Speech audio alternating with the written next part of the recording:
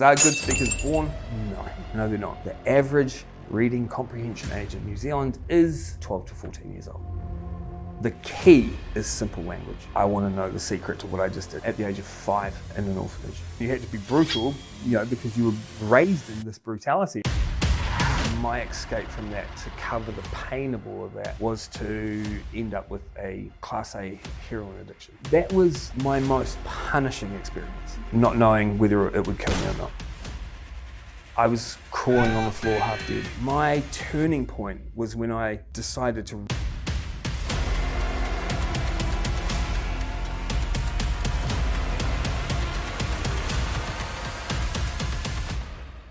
Michael, a huge welcome to the Lead on Purpose podcast. Thanks, man. I'm so glad to have you here. I'm so stoked to be here. It's taken a wee while for us to do it because I have to say, you're an in-demand human. Thanks. New Zealand's #1 speaker coach, Yeah. and incredible communicator, professor of practice at University of Canterbury. Which is very new, so I'm still very excited. I don't think I'll ever not be excited about it. Oh, what an honor, and it really, to me, it's a credit to what you've achieved and what you've done. And for everyone that's looking on, whether they're in New Zealand or whether they're overseas, I know that you've got some gold to share with them about how to communicate more powerfully and more authentically. In fact, I'm going to take it from communicate, because this is one thing I think you do well. You help people to communicate, which allows them to deeply connect. It goes from communication to connection. Yeah. That's your superpower. It is one of the superpowers. Yeah. We've been, thank you for the intro. And we've been having heaps of coffees leading up to this, right? And it's been really cool. The superpower parts of it, yes, it is that connection aspect. I've recently been discovering that there's a little bit more to it than that as well, which is, I was just talking to someone the other day, and they described it as being able to look around the corner when it comes to helping people develop their content. So oftentimes, and this is a distinction I made, which was, do you choose to go down the psychology path of understanding people and helping people individually, or do you go down the coaching path where you help people tell amazing, incredibly powerful stories of hope? And it's I found that my superpower is going down that road and touching on psychology of what's prohibiting people from taking that next step. But then we tie back to the talk always. And the seeing around the corner is seeing that deeper part within the people that just needs to be pulled out and then put on stage with their message. And every great leader, when I'm talking great, like this, the Mandelas, the Obamas, they have a way of communicating and connecting with an audience that clearly someone has helped them to see around that corner so that they can communicate in such a powerful way. Would you agree with that? 100%. Obama, his speaker coach is a very probably unknown person, which is interesting because he spends a lot of his time in the background. Michael Shian is the coach of presidents. Yeah, and they have them. That I remember reading that he was too quick with his speaking. Now you think of Obama now. Measured. It's he is not quick with his speaking. He is very measured, very specific in his pause, and very powerful with how he speaks. All of that was coached. Incredible. It's interesting you bring up Michael Shihan. So there's this idea of Shihan's Wall. And so communicators, people who are, whether they're thought leaders, they're CEOs, doesn't matter what they are, they want to speak and they want to influence others. But what happens is there's this wall, Shihan's Wall, is if you try to communicate on 30 different topics, you're an expert in none of them. Yep. And what happens is you keep banging off the wall. But when you can go through Shihan's Wall, that's when you're an absolute expert leader, maybe even guru in that field or area. And once you get through the wall, you're no longer obscure. And when you're no longer obscure, you can actually talk about other topics then. But people tend to be an expert of everything, and I've got this and I'll sort this. Exactly. So, know your why. Who is it? We know who it is because that's their key message, right? That was their message over and over and over and over again, so that people understand that that is what that person is really well known for. There's a power in there's a power that is quite unique, and we get lost with it, and that is the power of rinse, repeat, refine. How do you become the greatest speaker? Rinse, repeat, refine. That's it. And what's tough is finding the key point of the message. What is the key that ties everything together and goes from being a talk about individuals to a global? Because that's what we're doing, right? We're going global. We include everyone in the way that we speak. And then once we've found that, where we can talk to everyone, now we just keep going and repeat it and refine it. But the whole, I've got 30 messages, you do them once or twice and they're average at best, you don't get to repeat and refine them. So they all kind of fall flat. Whereas really seriously good speakers will have probably 5 key subjects and that's or talks on all those subjects will all come back to one place. So always. There's like a through line there. Yeah. And they'll always tie in. But those talks, they'll just repeat and repeat and repeat. It's really funny because I was thinking about this as I grew up learning how to speak and how to present and how to facilitate from my trainer. And I traveled New Zealand, Australia, Canada, the US, training with him and watching him speak. And I watched him give the same talk over and over and over again. And there was a little point where I had this feeling of like, it just feels a bit strange. It's like, I feel a bit robbed because it's the same talk. And then I sat back for a while and looked at it and went, every time I've seen him speak, I had the first time the experience of watching him speak and being in the audience. And it was just like, you were there, you were just like sucked into the whole thing. The second time it was like, oh, I see what he did there. Oh, that was cool. And then the third time, oh, I see what he did. Oh, there's more. There are layers to what this person's doing. And the more and more I watched, it was like, it's just more layers that had to be pulled apart to understand the precision in which this person had over 20 years crafted what they did. It's like a good movie, right? Exactly you like a good movie. 4 or 5 times, you start to see little things like, oh, that's so cheeky, I didn't see that the first time. The open loops and the closed loops. You don't realize how many times they've done an open and closed loop on you. And you watch it for the 4th time and you're like, oh, I didn't see that the first time. And speaking is like that. Someone who can speak really well can deliver that same talk over and over. And even someone who's seen it many, many times will still take value from it because they're just seeing the level of depth. And how I came to the actual, okay, how do I come to terms with this was most people own a CD or, and it's like, yes, you own a CD or you've got something you've bought on iTunes or whatever, and you listen to it and you love it and you sing along to it and you know every word. If they decided to come to your country and host a concert, would you go? Yeah, you would. It's like, why? You've heard it, you own it, you know the words, and it's like, because you want the atmosphere. You want the overall experience. And that's what good speaking is the experience that you bring and the people and the whole part of it that requires hard work to get that though. 100%. And I want to talk in a minute just about what good speaking is and what it isn't. But for the listener right now and the person watching, the question I want to ask is, are good speakers born? Were you born just with the ability to be world-class at speaking, and has your life always been rosy and merry? 2 questions. Are good speakers born? No, they're not. Good speakers are made. Mm-hmm. Yes. There will be certain attributes of childhood that might help towards maybe having a slight advantage over other people. And that might be in my humble opinion, it might be your level of empathy. Because being a great speaker is about understanding the needs of others. Yeah. Most of the not good speakers I've seen are more focused on their own need, which is the difference, right? Has mine all been plain sailing and have I been this way? No, for sure. My ability to speak was cut off at the age of 5 in an orphanage. Yeah. So I think my younger years, I was probably a little bit gregarious, flamboyant, expressive, And then at 5, just got shut down. You lost that voice. I 100% lost it. And it took me, I think I was 24, 25, maybe when I started getting it back. Yeah. And it was through, I was studying outdoor education, outdoor recreation. I'd found my kind of passion, which was people, right? Like helping people overcome huge fears in the outdoors, life or death situations. Ironic.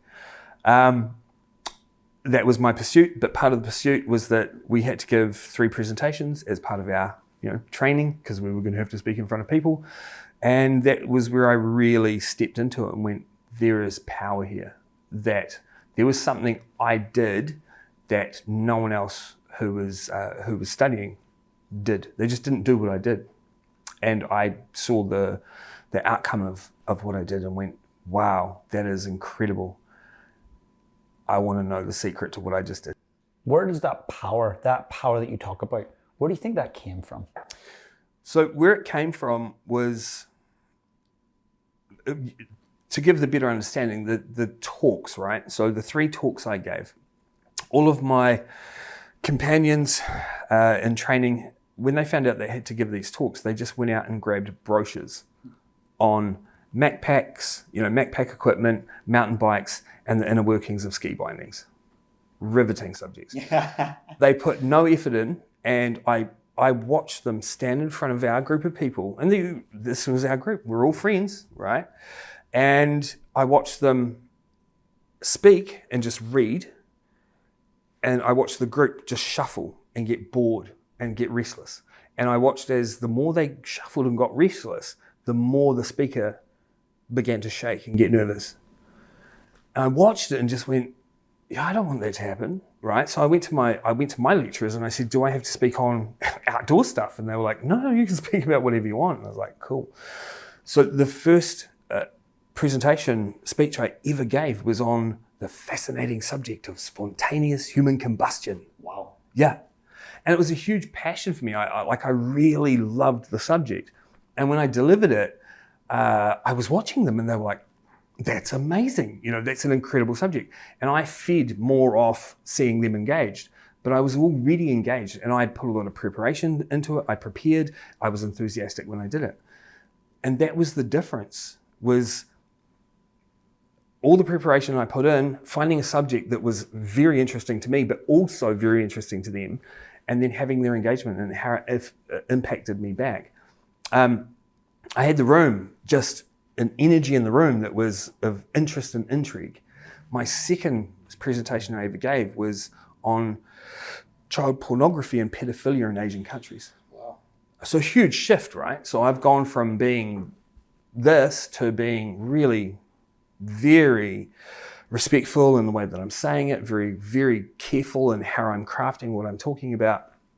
And the reaction was pure focus. A room full of people that are just focused. It's silent and they're focused and they're listening and they're taking it in. And that was a very powerful moment. And then my final one was male rape statistics in Australia, where at the time 1 in 13 reported cases were male. Again, another different response. I had focus and silence and all the men were looking at the ground. And it was just like, that moment was just touching on the edge of the secret art and magic and power of speaking. And literally it was like, that is incredible to see that difference. And like I say, that's where the journey started to, I want to know more about how that happened, how that worked, what was it? And I discovered the answer 25 years later. Yeah, after a journey to find that answer, which I've recently found out. And look, I think that speaks to your value of mastery. And I only get to observe your values from the outside. Yeah. You know your values from the inside, but as someone who observes you and connects with you and respects you, I see mastery as being a big part of your excellence. Like you're continually refining, continually asking questions, curiosity, learning. How important is that for you to continue to be the best speaker coach, to be the best communicator, to be on that journey of mastery?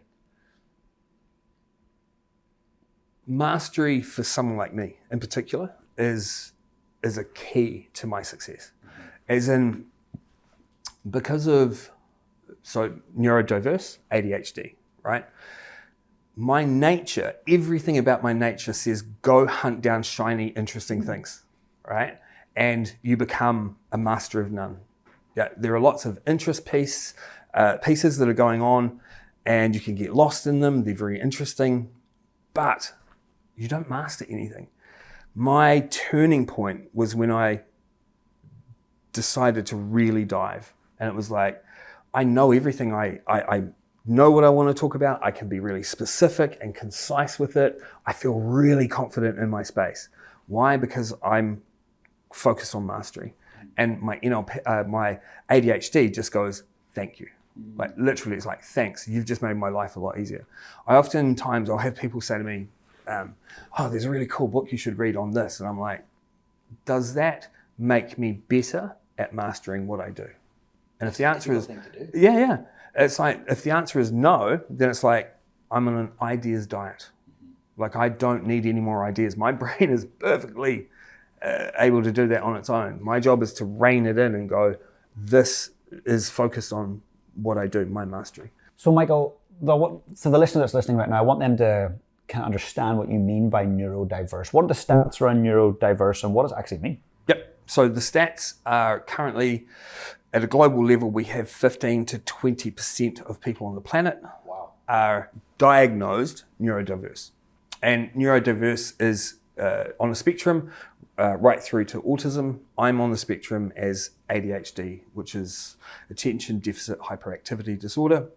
I've been through the full process of having diagnosis by a psychologist. So a psychologist will interview your friends, your family. Wow. They need all your documentation from school, everything that you can provide. They then give their diagnosis and then they forward it to a psychiatrist who then evaluates their evaluation and gives you an answer to whether or not you actually have ADHD and then what the potential remedies are for that. ADHD is a conversation I have a lot with a lot more people. I'm publicly open about it. However, I've met people my age, male and female, who are scared to death of anyone ever finding out that they might have ADHD. They personally see it as a fault or a lacking that they are different. Whereas we are now starting to see more and more. Someone was speaking at the university the other day when I was there, and they were saying that you can see a 20% increase in results from your business if you have just by having more neurodiverse people within your. It makes sense. Yeah. And I guess for me, a really important reason why we talk about this right now is for the listener that's listening, you're communicating to people that are all different. Not everyone wants to be communicated the same way. Yes. And you say that 15 to 20%, well, that's just what we know. Yeah. It's probably sitting around that 25, 30%. So we're at a quarter of the global population is neurodiverse. Yeah. And so that must then mean that we have to be conscious of how we communicate. 100%.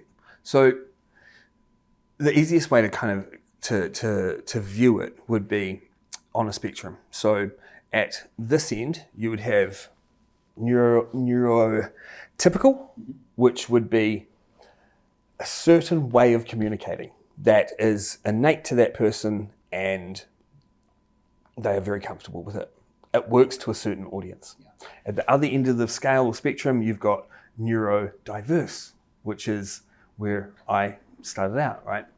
Now, the way that I used to communicate down here would be a million thoughts all at once coming out of my brain, and I'm trying to filter them as I speak, but I'm enthusiastic and very excited. And the receiver is they're attracted to my enthusiasm, but cannot get my message. Yes. At the other end, there's a concise, clear message with no enthusiasm or passion or life. Blow the pants off us over there. Yeah, right? So you've got these two ends, and the work that we're doing is bringing these two closer together. So essentially, I want to be dancing in the middle there, just kind of back and forth a bit. 100% you want to be in the middle, right? So you want to be neurodiverse, neurotypical, bring them both together and you have neuro-inclusive. So what we're doing is we're taking the clear, concise messaging from here and the enthusiasm and energy and passion from here and just migrating them. And that way you can speak to everyone. The key is simple language. Yeah. So you can have all the energy and enthusiasm, but if you have too much of the high level over your head language, it doesn't connect. So all the connection comes from the energy, enthusiasm, the concise preciseness of what you want to say, but in a way that everyone can understand, because the average reading comprehension age in New Zealand is 12 to 14 years old. What? Yes. So, wow. You think about it, it's like, if that's the average, then that's our audience target. Yeah. There's that, standing sort of humor around, speak to them as if they're 5-year-olds. It's like, no, actually, 12 to 14 is the age that you're aiming for. Craft your messaging for a 12 to 14-year-old. What's really fascinating about that, and this comes to mind when you say that, is when I think of someone like, say, Greta Thunberg, Malala, Obama, their messaging, when I listen to it, I was like, I get it. I get their message like that. Whereas when I go and listen to a data scientist or a financial analyst do a keynote, I'm going, am I absolutely unintelligent and thick? I don't get this. Exactly. It's too much data and too much info. And that's the point though, right? Is how do we disengage an audience? Make them feel dumb. Yeah. And what's the benefit in making them feel dumb? Nothing. There's none. What's the benefit in adding one simple line to your talk? In other words, your scientists, data scientists, they can give you that message at that very high level. Their academic ego will be fulfilled. The part of the audience that are scientists go, right? They get that, but then they just add one line, which is, in other words, and then they give this simple one. And that's the goal. That's the goal. Everyone gets what they need.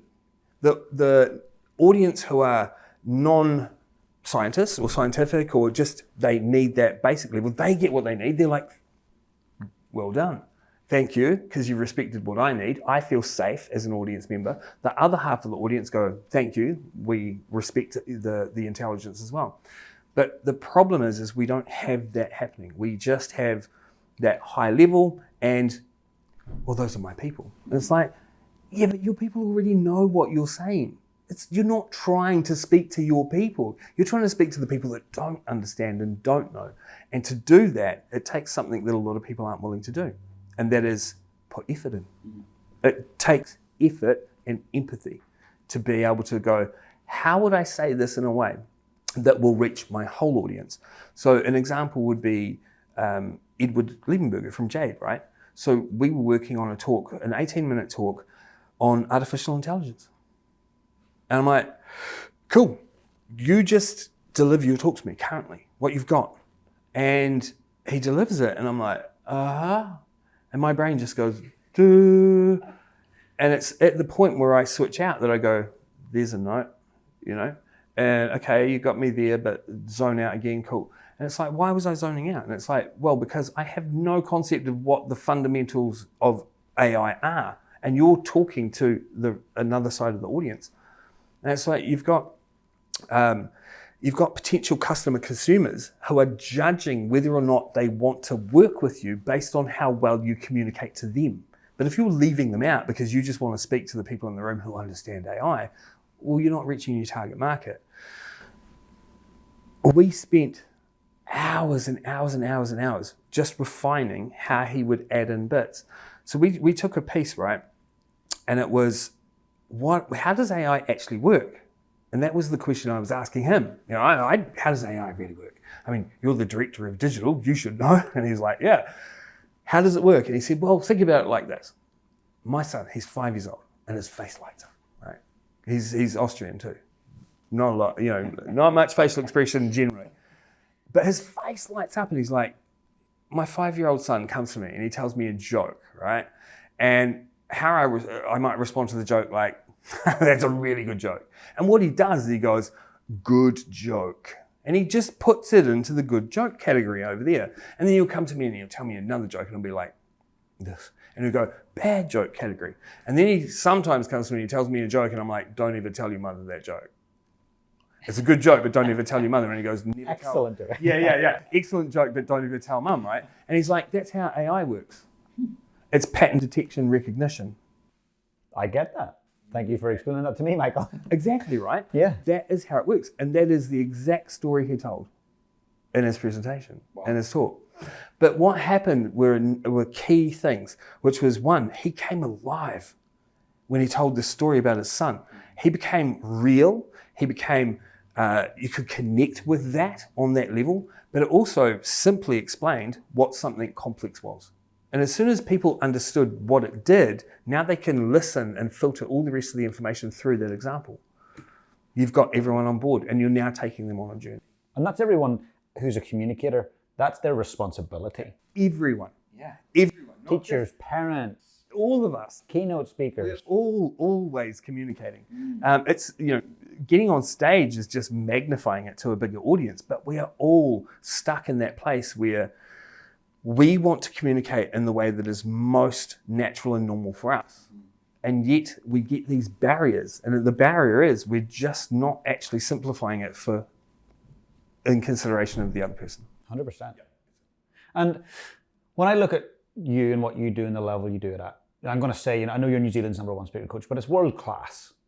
And to be world class, I believe your days are your life in miniature. And so where you are right now and what you do right now is a product of all the individual days stacked up, all the habits, all the experiences, the wins, the failures, the losses. So just to go deep into the heart a little bit for you, what were some of those big, and they could have been really positive moments, or they could have been really rock bottom moments.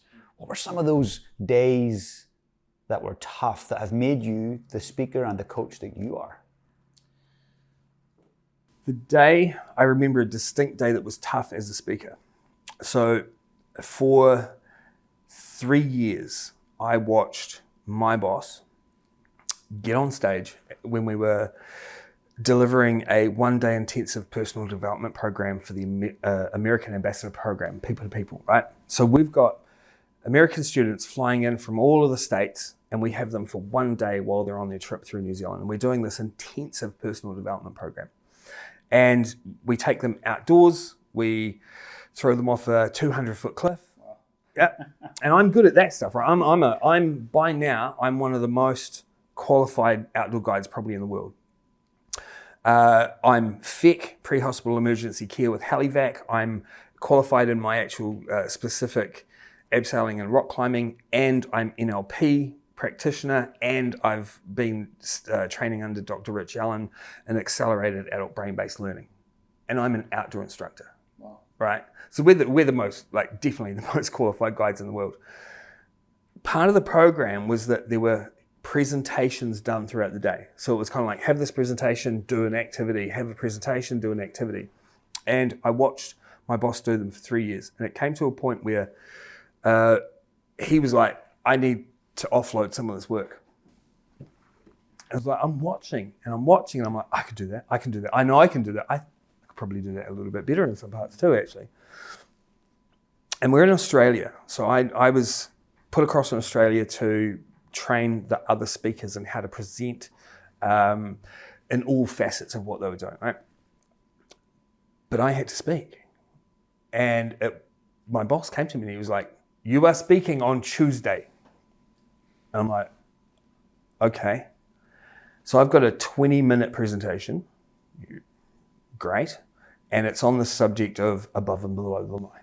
And it's been done up until now, it's been done in a very structured but dry, above and below the line kind of way. And I'm like, I want to own it, right?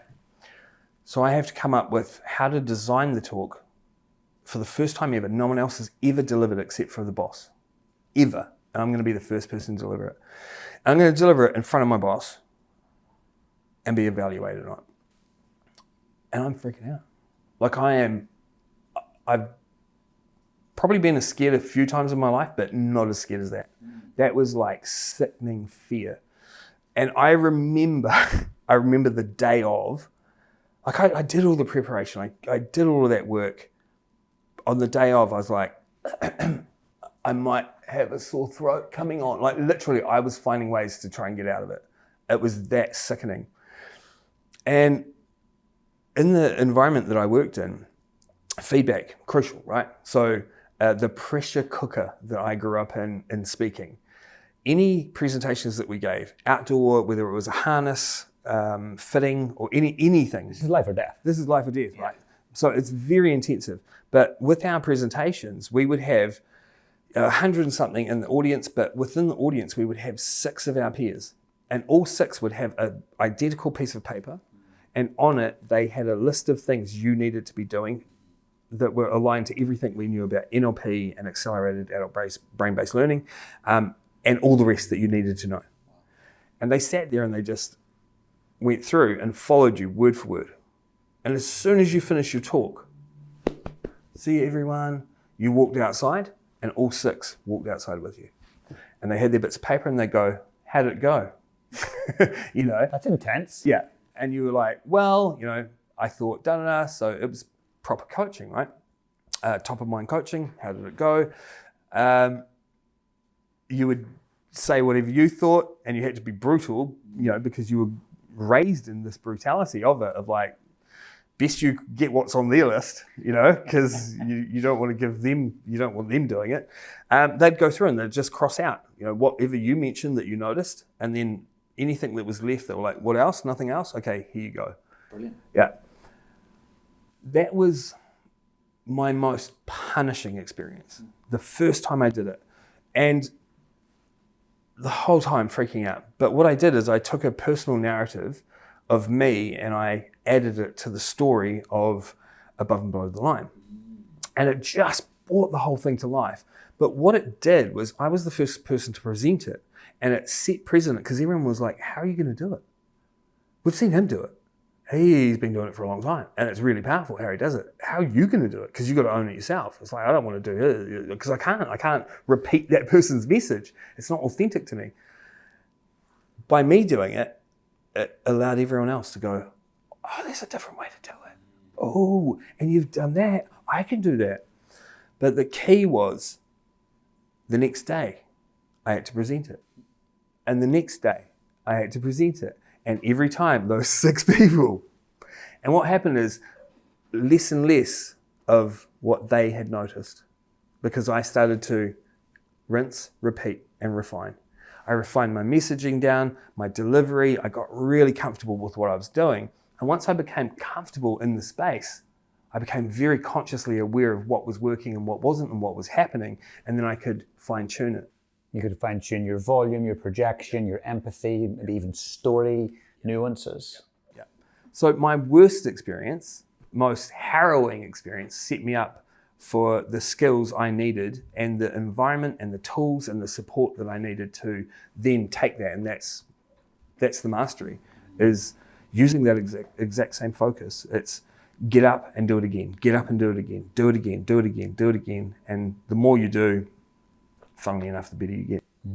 It's that 10,000 hour rule, 10,000 rep rule. 100%. You got to put the reps in. You've got to, yeah. Michael, what are you most proud of in your life? Oh, my relationship with my wife, man. Like, without that,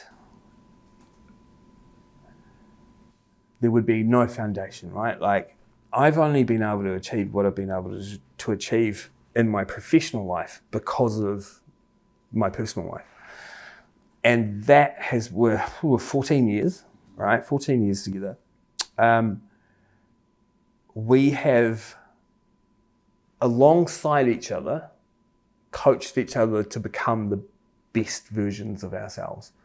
So we're mastering our relationship. We have mastery in our work and mastery in our relationship as well. We are constantly rinse, repeat, refine, rinse, repeat, refine. It's my biggest success. Without it, there wouldn't be the others. And in that relationship, because we're talking about communication, do you have any advice for people who are in a relationship, who want that relationship to continue to grow? What advice do you have for them to communicate better? A couple of foundations, right? So it's a big subject, so I'll just tiptoe around the edges of it. For the first 3 years of us being together, we focused on unpacking our baggage, right? So imagine that you've got a big bag that you carry around, and inside that big bag is another bag, and inside that is another, and another, and another, and another. And right at the very bottom end of all those bags is a little bag, and it's full of all the things that you've experienced that crafted your personal story about the world around you. And until you find that, each of you is carrying these big bags, and you just kind of like keep bumping into each other.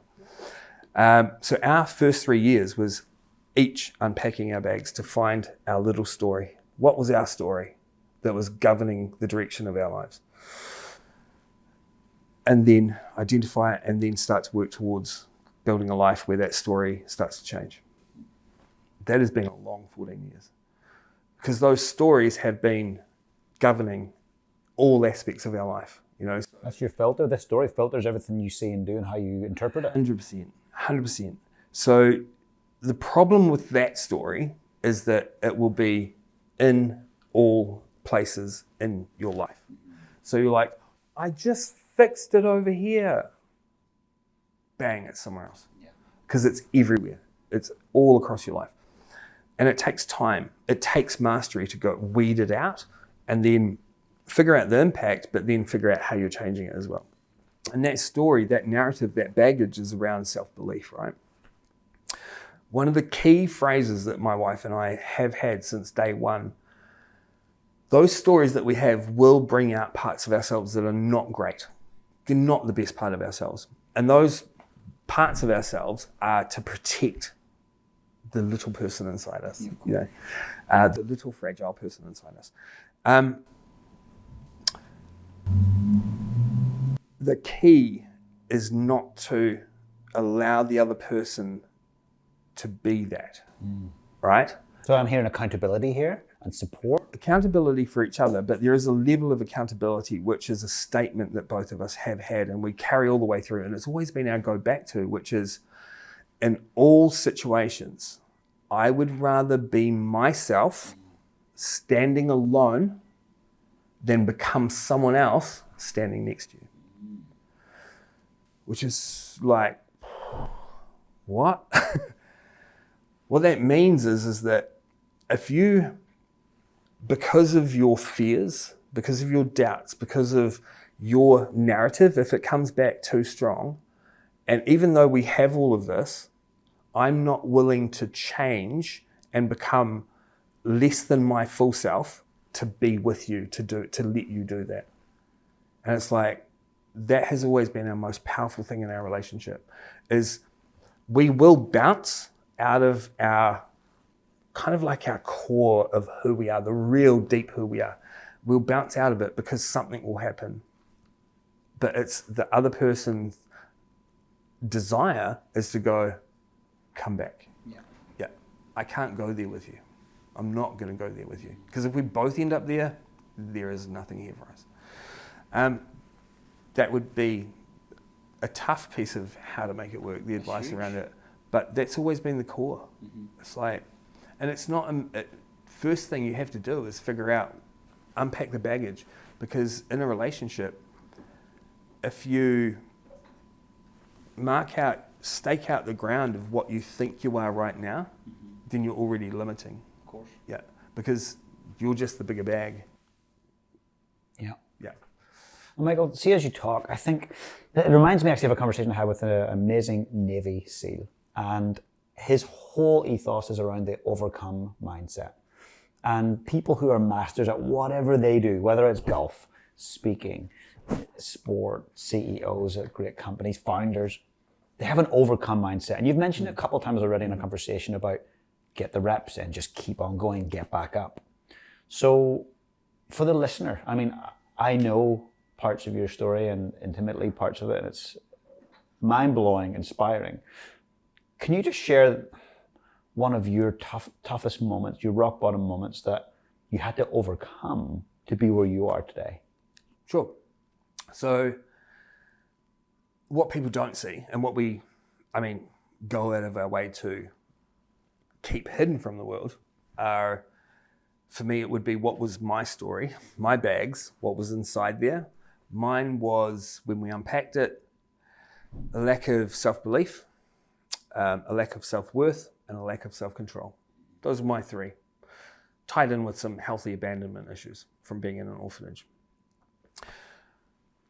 I let that story roll and manifest to a point where my escape from that, to cover the pain of all of that, was to end up with a Class A heroin addiction, which saw me in very compromising positions over a 10-year period. But it saw me at my worst in a little apartment in Sumner, out by the beach.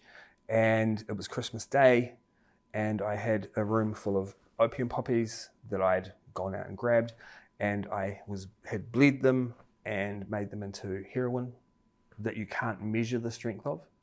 You can't measure it, right? You have no idea. And I took it not knowing whether it would kill me or not.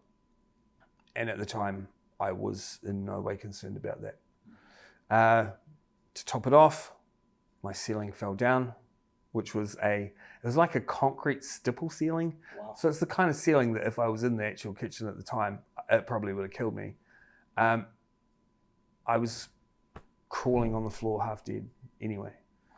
That was my moment of my worst. And overcome, I always knew, this is the thing, right? I always knew that there was a better way. I always felt that personally I wasn't aligned to my personal values, what I was doing. I knew that it was bad for me. I knew all of those things. But that story and those three key things were the rabbit wheel in the background that was driving everything else. So no matter what was happening at a cognitive high level in my brain knew the answer. Bearing in mind, NLP, all of the stuff I was doing. Smart cookie, actually. Very smart. Smart enough to know better, but governed by that story. That was my worst. And then it was a long, slow climb out of hell, essentially. See, that's really what inspires me. And of course, we know this is the Lead on Purpose show. And to me, that is leading yourself on purpose. And you can't begin to lead others until you lead yourself. Yeah. And you're still truly, not, if you want to feel like a fraud, have that going on in the background. You can show up, you can dazzle, you can do all the stuff, but you go home feeling empty. Yeah. And you've changed people's lives. You've shared messages that have been amazing, but you go home feeling empty because in the background of your own mind that you are not living up to your own potential. And I think that drives the mastery. Is like, it keeps me focused. I love it. It's my passion. And it's a healthy dose of what I lost as a child, which is self-expression. And I think to a degree, we lose so much of our ability to express at a deep, connected emotional level. And that's because of people's own narratives and their own barriers that they put in place.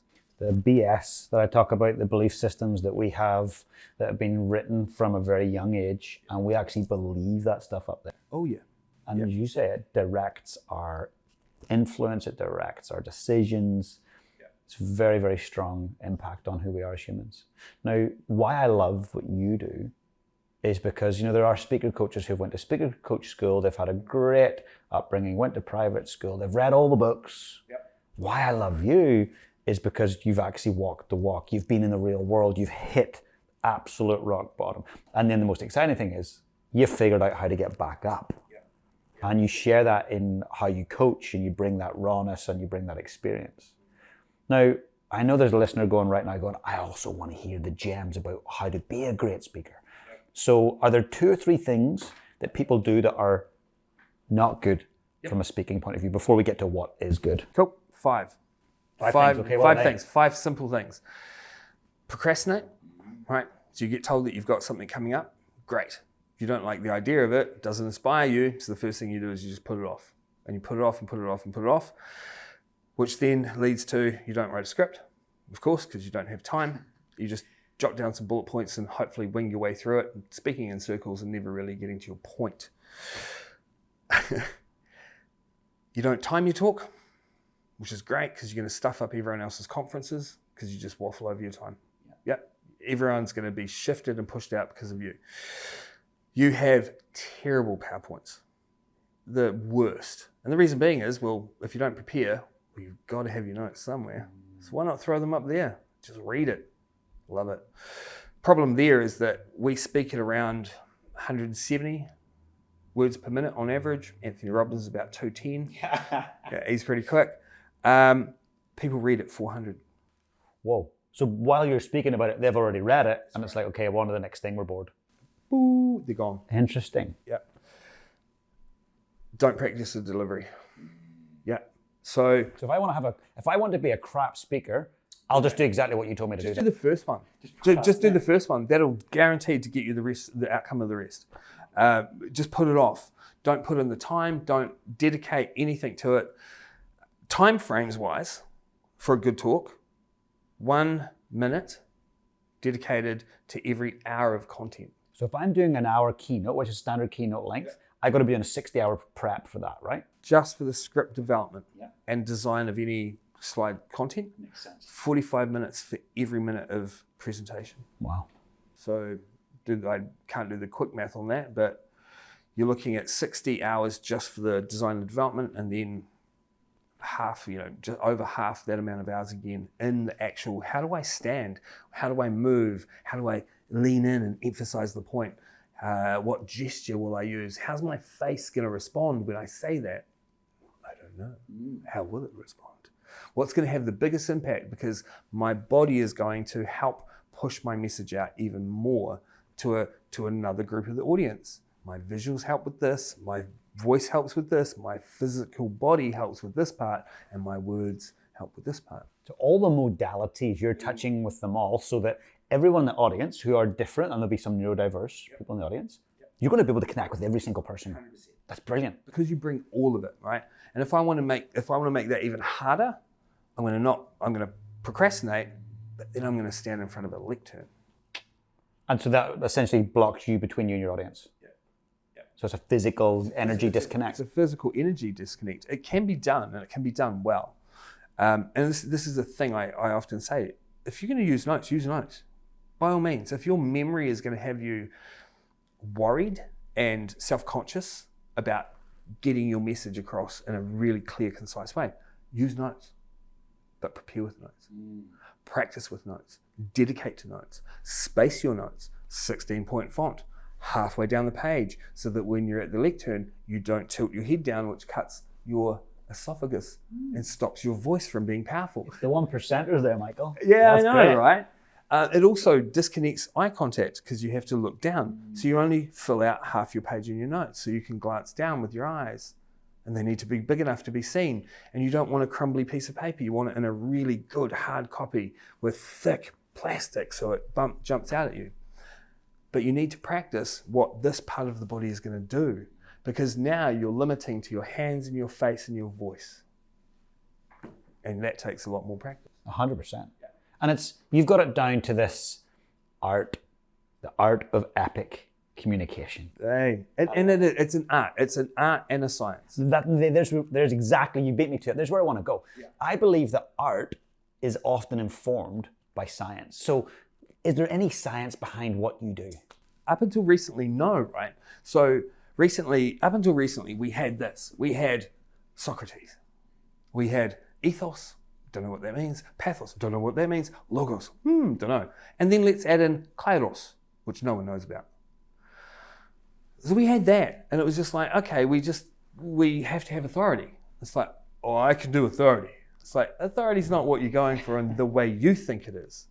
Authority is actually respect, right? And respect comes from understanding your audience and speaking to their needs. That's respect. the science wasn't there until recently. There was a study, and there's a whole bunch of cool studies being done around storytelling and speaking. But the one that really got my attention was charismatic leadership tactics. So the University of Lausanne did a study. They took 43 MBA students. They asked them to record a 3 to 4 minute video presentation of a talk. That was it. They then took 6 weeks and they taught them 12 key charismatic leadership tactics, just 12. They studied and learnt between 80 to 90 hours within that 6 weeks. So it was a very pressurized environment. They then got them to re-record the same talk, but with as many of the 12 put into their talk as they could. They then took those talks, they gave them to 135 independent assessors who evaluated the talks against their originals, but the assessors didn't get to see both, right? The assessors would never see the before and after.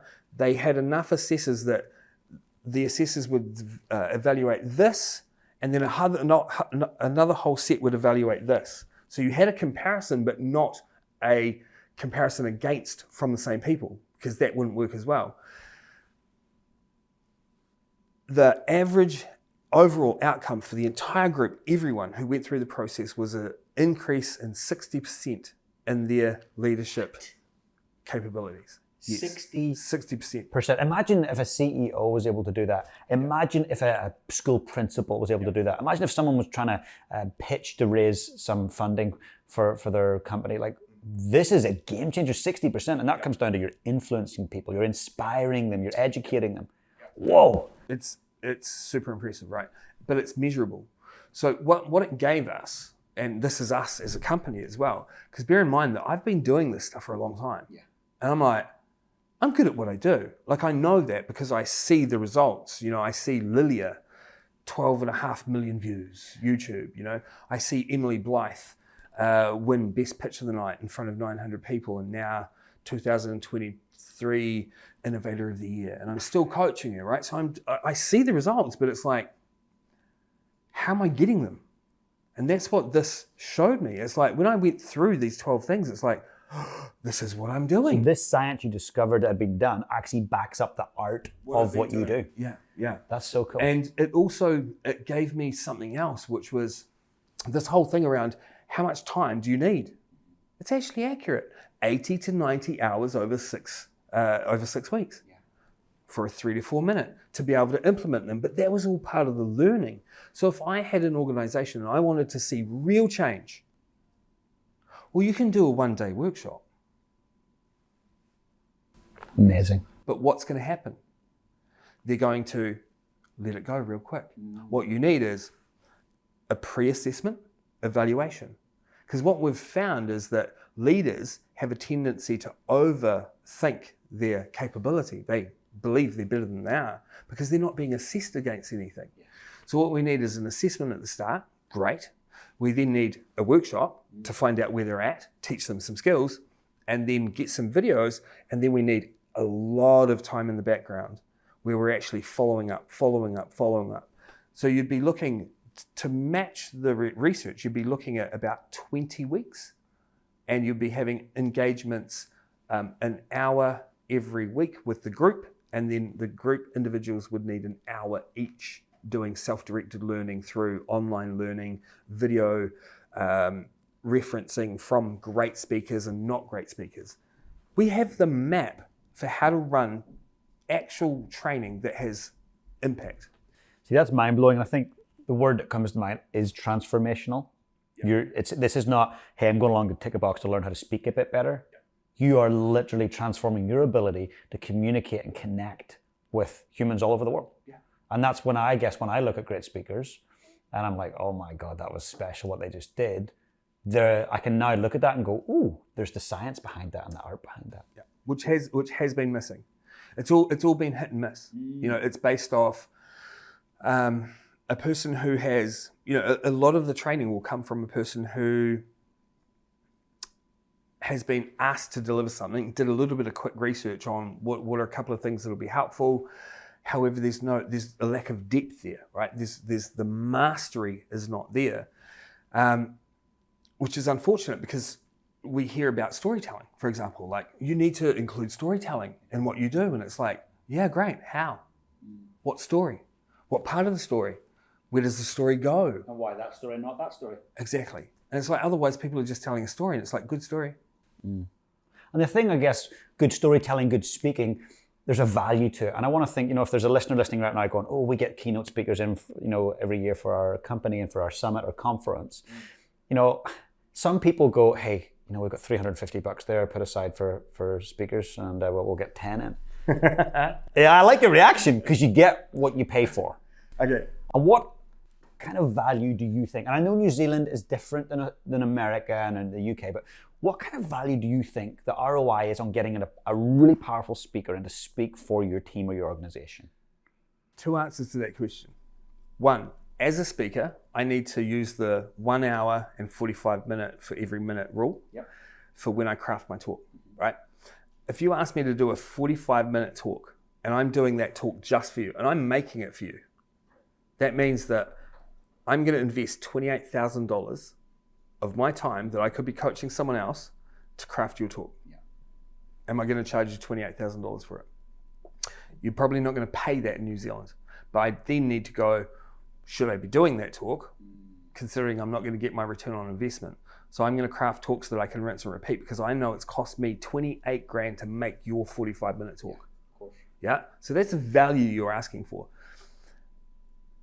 If you get someone who hasn't done that work, you will get that value from that speaker. Yeah. Your audience will get that value from your speaker. They'll get whatever value they put into the content creation for it and what you pay them to reflect that. So picking great speakers then must be really, really important skill set. Like, how does a speaker prove to you that they've put in the work? Oftentimes, this is the downside. If you bring in a speaker at a low cost, well, it would be awful to ask them to do a run through of what their talk's going to be. You don't have the right to do that because, well, they're doing it as a favor. They're doing it for exposure.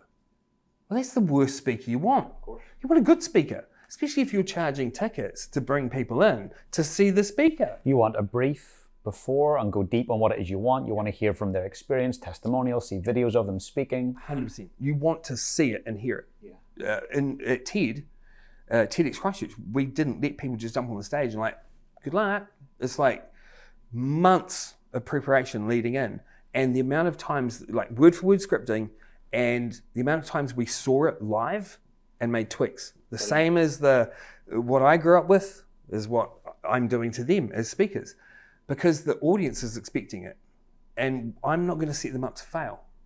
So the cost around it, you pay low, you get low, yeah, and you don't know what you're going to get, and your name and reputation to host an event is based off your speakers. You're doing yourself a disservice by not actually doing the work and paying properly. What's it worth to be a good speaker? Well, lots of different numbers around it. In New Zealand, anywhere from a cup of tea and a scone, $500 an hour up to 7,000 to 8,000 for a keynote. But the thing being is, the days of hour-long keynotes are dying. Right? An hour is too long. TED Talks are 18 minutes tops. Anthony Robbins got an extra 2 minutes because he's Anthony Robbins, right? And they were like, keep going, you're amazing. But average is 18 because one key idea around the body of information is enough for people to be able to lock that key message in. Essentially, if you're at 30-something minutes, you've got 2 TED Talks, which means you've got 2 ideas. That's it. A keynote is a lot more than that. So people want now short. A keynote for a friend of mine in Perth is 30 minutes. He has, he's 10,000 for a 30-minute keynote. Yeah. My friend in Canada, he's 15. And if he takes that exact same talk and goes to the US, 25. Makes sense. And then you get to the real top end. There is a former astronaut who is in the US who might be coming out to New Zealand for an event to speak at. He's $85,000 an hour for a keynote because he does the longer keynotes. That does not include first class flights, accommodation, and all that jazz. Can I go one up on that? Barack Obama, 1 hour in US dollars, $600,000. But you know the audience is going to come away deeply impacted from that. So if you have 600 people in that audience, you're trying to tell me they're not going to get $1,000 worth of value each? That's right. Right? Exactly, right? And it's like, in New Zealand, we get lost in we're a little bit detached, right? And it's like, audiences control their value through their feedback. If you don't show up because it's bad, the people who host it need to make some changes. But what we see in New Zealand is this culture where, how was the speaker? Oh, they were good. No, they weren't. They were terrible, terrifying, horrible. But we're like, well, it wasn't me. I'm too scared to get up there, so I'm just glad it wasn't me. That's great. But there's no developmental feedback. So that person gives this talk, and it's even worse for the speakers, because they're like, everyone claps and they're like, wow, I must be good. I must be good. And then they just continue. And they live in a world where they think they're good. But we have such a low bar, and our audiences govern that. And our people who contract speakers govern it as well. It's like, well, we don't have much money for you. It's like, you've got hundreds of thousands of dollars for events. And when people pay, they pay attention. When you're paying a couple $100 to a great speaker, like you're not going to pay as much attention. But you're paying 10 grand for that 45 minutes, up in Auckland or here in Christchurch, you're going to pay attention to what they have to say. It's value return, right? Like 100%. We value what the price we put on things. And if there's no price on it, there's no value. But it also guarantees that the person is less inclined to put effort in. Definitely. And look, I want to be super mindful of your time. So I've got 2 last questions I'd love to ask you. So one, if I, or the listener that's listening in this case, want to work with you, how can I work with you? Easily. Easily. It's easy. It's easy. So we've really structured down our business into that mastery, right? So essentially at an entry level for people, if you're anywhere in the world, I created a online learning platform, which was based off exactly what I would do if I was to take a TEDx speaker from zero to stage. And I crafted the content that it's a 5-part model within it that will help a person go from zero to TED stage. So that's online and it's accessible easily through our website. I'll put that in the show notes. Excellent. From there, we get into the real detailed stuff, right? So I do one-on-one investment pitch coaching, generally around 5 to 50 million. So people who are looking to investment pitch, raise capital, within that 7 to 10 minute mark, I help guarantee that they get the outcomes they want. So that's private coaching, but I also do private speaker coaching for generally around the C-suite level with people who are speaking at national or international conferences. And again, so that's private. Over and above that, we have a group workshops, which are in-house, where people learn essentially those 12 charismatic leadership tactics. We've got a full day where we just hammer out, like there are 7 videos, within the day, and there's just learn, do, learn, do, learn, do, learn, do. And we can stretch that out to that whole 20-week, let's get your people really good at this, so that you actually create subject matter experts. And then over and above that, there's this cool new piece, which I love, which is, you started off with the professor of practice, which works really well because the results we've been getting from this in-house workshop have been phenomenal, amazing. But it's like, I want to get this out to the public. But for me, all the background staff of events, it's like, it's hard work, right? And what's been really great with the university is with me being a professor of practice, twice a year, we offer that workshop for the public. Amazing. Yeah. So if there are organizations out there who are like, oh, we'd love to test that to bring you in to actually do some of the bigger stuff. It's like, well, how do we try before we buy? It's like, go to the university. I'm going to put a link in the show notes for that as well. That's incredible. Yeah. And then for all those other people, because I've had a whole bunch of people who have contacted me over time going, let us know when you're going to run a workshop. And I'm like, I'm so sorry. It's in-house, it's private. I don't run it publicly. And it's like, now you can come on my thing. Yeah. And nowhere better than University of Canterbury. The university. Yeah, University of Canterbury, executive education. Incredible. Perfect, yeah. Thank you. My pleasure. And one last, sorry, go ahead. Yep. For people, there are a whole bunch of resources that I've created, right, to help people on that journey. So they are on my website, and it's under free resources, right? There'll be video content there. There's written content there around little things that you can do to start improving. And the first things are overcome that procrastination and like start doing something about it today. If you don't start today, start right away. Start today. Start now. Yesterday. Start. Yeah. Because the truth of it, right, is we can all improve, and we all need to improve because the world we all work and speak in is changing. We are becoming a more neuro-inclusive environment, and people are wanting to work in places where they feel that they are able to show up as their whole selves. And the more that they can do that, the better it is for everyone. And the way we communicate that through how we talk about the job descriptions, how we get people's attention to come and want to work for us. If we're not actually being neuro-inclusive and right from that point, then we're missing out on a lot, and we will be left behind because that's the direction the world's moving in. I can see it, definitely. And look, one last question. I want us to fast forward way into the future, many, many years. It's your last day here on Earth. Yep. You know it's your last day. Yep.